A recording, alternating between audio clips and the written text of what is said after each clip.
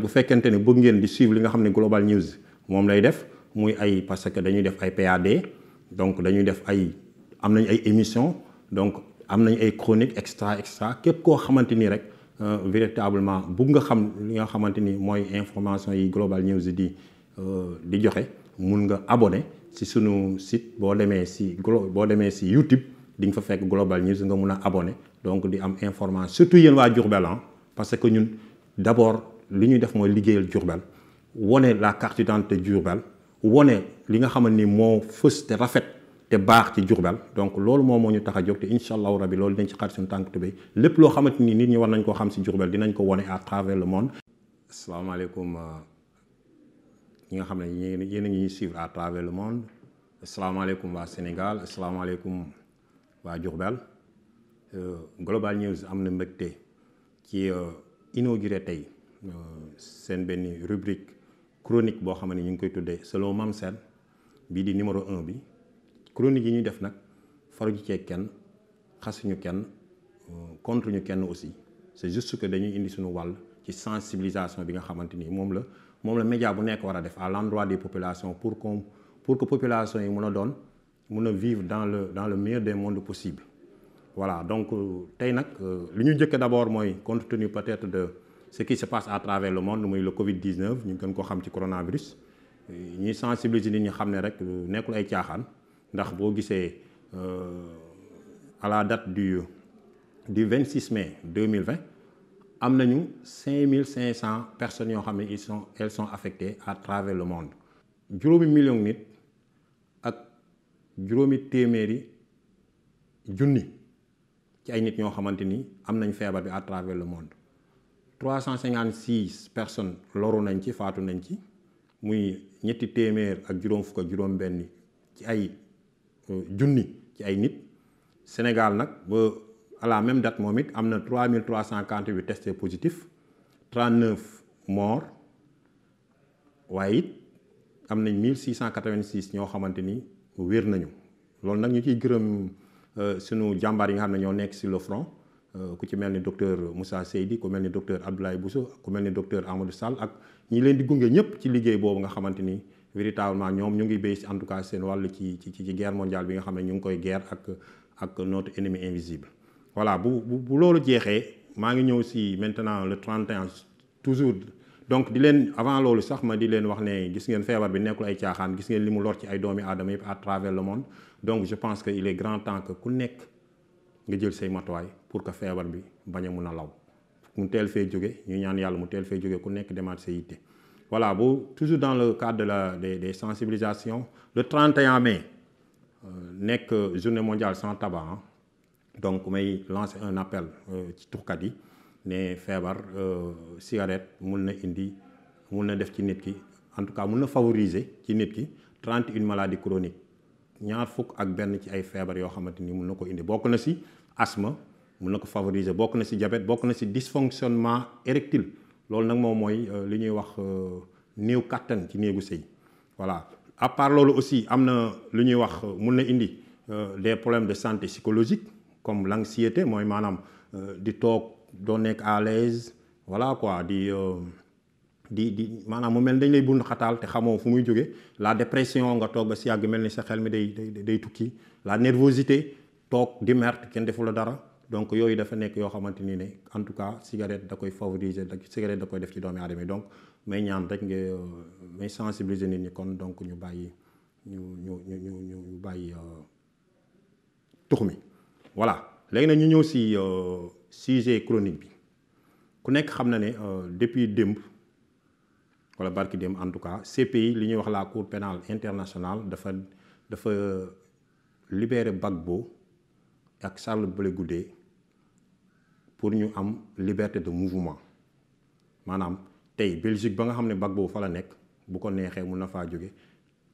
voyage à travers le monde loolu nag peut-être bu ñu définiree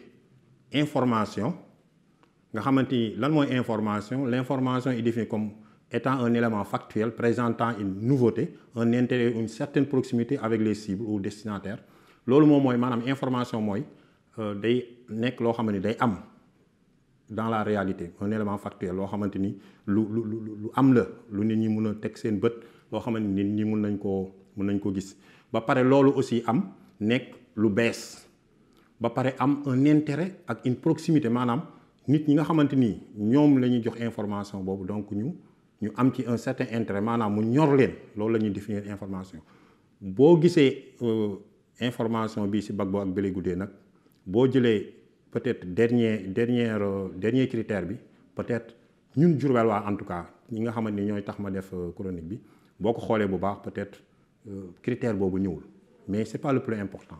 ndax libération Gbagbo ak Blé Goudé dañ ko jël uniquement benn prétexte pour wax ak population diourbelloise surtout les jeunes parce que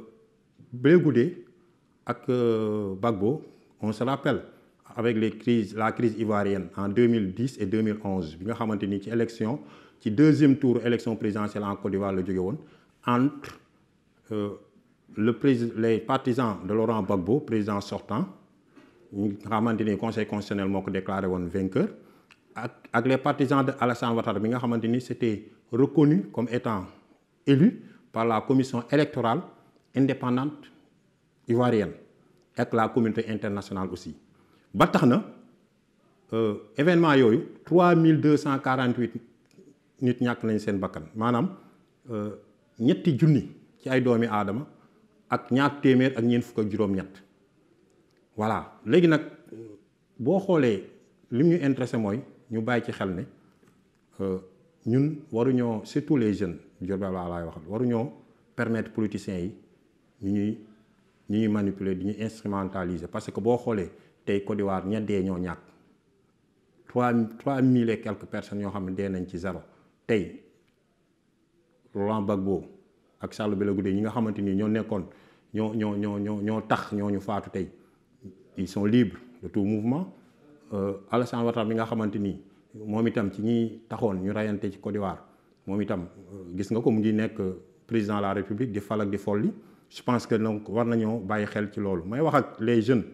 ñu ñëw ci li nga xamante ni mooy exemple la rek pour wax ne en tout cas ñun yéen politiciens yi surtout les jeunes war ngeen a mën a bàyyi xel ci leaders yi ngeen di topp ñu leen def loolu n'importe quoi bu ñu jëlee Sénégal en décembre 2011 plus précisément le 22 décembre mairie Baobab nga xamante ni des jeunes lañ fa envoyé woon ak 5 véhicules pick-up ñoo xamante ni dañ ko envoyé woon ci mairie ba Barthélémy Dias nee na par légitime défense riposté woon ba am ñu ci jam ci loolu la Ndiaga Diouf faatoo à l'âge de 35 ans tey ña nga xam ne ñoo nekkoon commanditaire ba tey jii kenn xamu ko exactement mais quel que soit Alpha ñoom ils sont libres de tout mouvement ka nga xamante ni moo rey moom lañ supposé ne moo rey tey maire la encore di diriger mooy wax ne rek yéen waa Njaareem surtout les jeunes politiciens bàyyi leen xel ci ne da ngeen a bokk ci ay famille surtout li ma gën a metti mooy réseaux sociaux yi nga xamante ni jeunes yi ñu ngi ci topp di saagante di xastante lu ko fi jar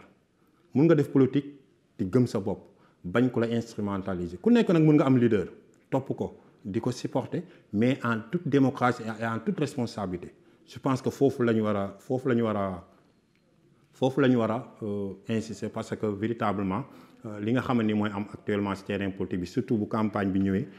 véritablement day métti ñëpp nit ñi dañuy rayante nit ñi dañuy xasante nit ñi dañuy saagante je pense que loolu aussi ñi nga xamante ni ñoo koy def souvent du ñoom la ñuy fal donc ñoom ñoo ciy perte alors que ñi nga xamante ni ñoom la ñuy fal ñoom seen njaboot ñu ngi ci denc nañ leen ci endroit yoo xam ne mooy endroit yi gën a sûr nga xam ne dinañ mun a jàng tranquillement assurer seen avenir yéen ñi nga xamante ni nag yéen a topp si ginnaaw nit ñi ngeen di rayante di saagante di xastante je pense que loolu aussi war na mun a deñ bu ñuy wax nag ñi dee si politique ay genre yi Mamadou Diop gi nga xamante ni étudiant la woon de 32 ans ñu rey ko le 31 janvier 2012 moom ak ñi nga xamante ni ñoo doon xeex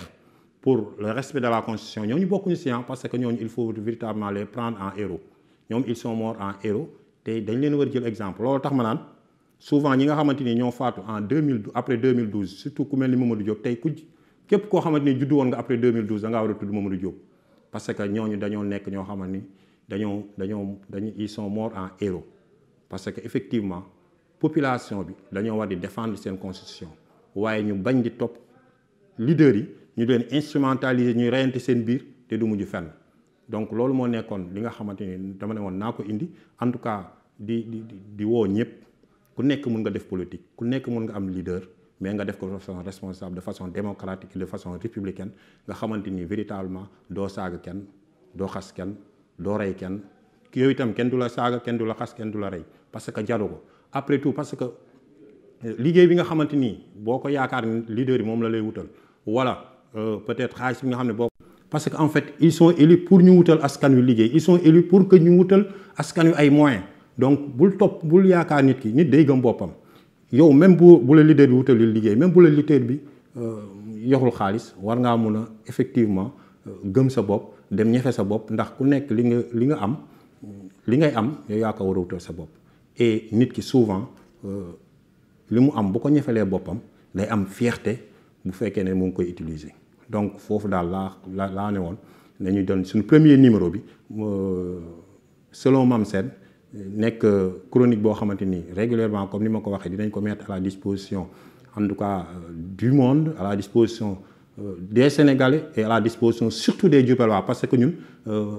information de proximité presse de proximité en tout cas médium de proximité lañ bugg a doon donc di leen jox daje ci beneen chronique selon Mame Sène ci Global News jaajëf